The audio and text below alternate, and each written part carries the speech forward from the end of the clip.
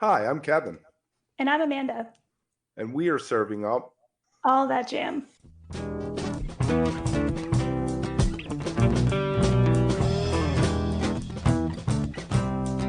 All That Jam, Quick Hit. Kuh Nives on Midwest Scene. Do you find a disconnect between when you walk off stage, what you think of a show, and listening back? Oh man, yeah, of course, of course, yeah, of course. Um, I, as everyone knows, you're your worst critic, um, and every night is different. I mean, sometimes you do feel like you played well that night, and we've all gotten to the point. I mean, we're a little bit older, and that it's just like we've worked through that part of the young musician's life where you think you're terrible, and musicians, we kind of beat ourselves up, and maybe sometimes you're not feeling 100% physically or mentally when you play that show. So then after the show, you kind of think you didn't play well, and then you listen back, and you're like, you know what, that wasn't so bad.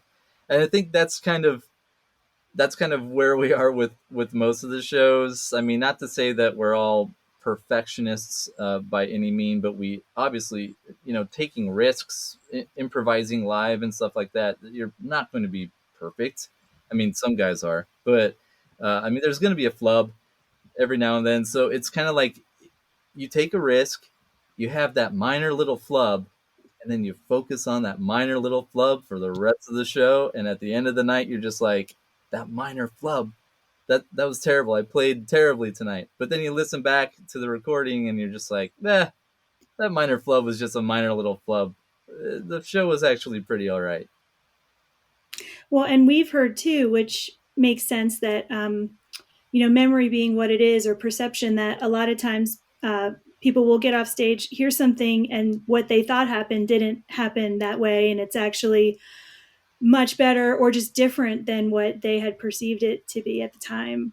Yeah, definitely. We get that for sure. Yeah, there have been moments where, um, and like I've said, we love to jam and we'll go deep sometimes. So we may take a piece 25 minutes or so, and then after the show, we're thinking, man, that jam was maybe too long. There was maybe not much happening. But then you listen back into it and you're like, this is a really nice slow build, and it's definitely creating a vibe of sorts. Yeah. So yeah, you're right.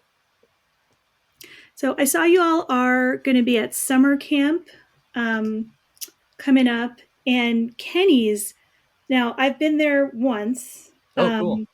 That, if I remember correctly, I mean that's a spot that's really known for getting some great music. So Yes. I feel like Yeah. that's probably a place that draws. What's the scene overall like? Where you are. Ooh, again, I don't want to come across as negative by any means, but you nailed Yeah. it. Kenny's is the spot. They're, Okay. ge- I mean, all right, the scene in Peoria.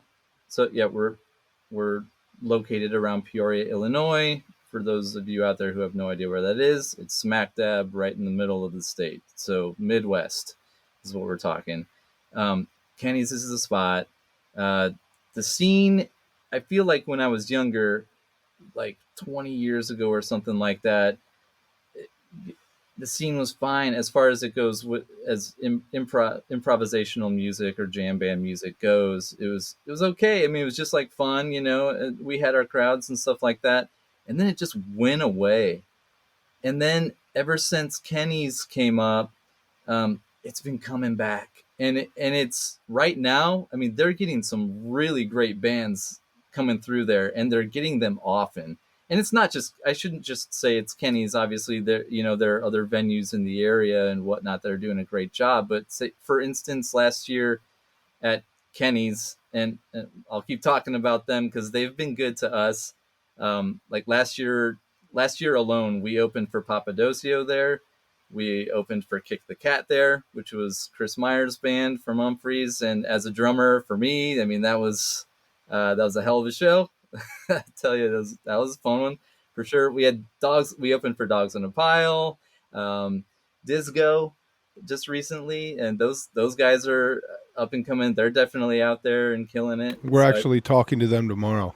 are you really That's awesome? right. That's tomorrow. Tell Yes. them I say hello. We just played with them not too long ago. If you don't mind, that they were super cool, for sure. But yeah, I mean, as far as the scene goes, it went away for a while. It was really tough. It's coming back. There's a resurgence, if you will. I don't want to say that it's necessarily, and again, I'm not a negative guy, and I believe in supporting other local bands for 100%. That's got to be what it's all about. But I mean, speaking of the scene around here, the Midwest, there are some really fantastic musicians that are centrally located right here in Illinois.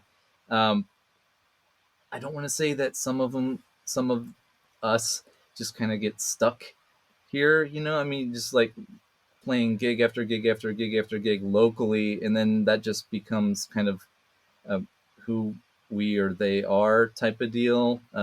It's kind of easy to get into that. It's kind of easy to have your following, so like kind of like a clique. And that's what I was getting to with supporting other bands and whatnot, is that as a musician, I like to get out as much as possible, and not just me, but the other guys in Kuh Nives as well. Get out and see the other local bands and support them, and hopefully some people who listen to us will go listen to them, and vice versa, and work together type of deal. And that's kind of what it's become, is just the do-it-yourself networking type of thing. I mean, as far it's kind of tough. Like, if it's cold out, people might not want to come to a show. If it's raining, people might not come to the show. So you kind of just get lucky, and some shows are really late at night, so you're only pulling people who stay out really late at night, as opposed to if that show was from 7 to 11, there'd be a totally different crowd. It's kind of hit or miss. It's a hit or miss scene. I used to live in Raleigh, North Carolina, which the way I tried to describe it is it's not really a music forward city. I mean, it's sports, it's family stuff, Yeah.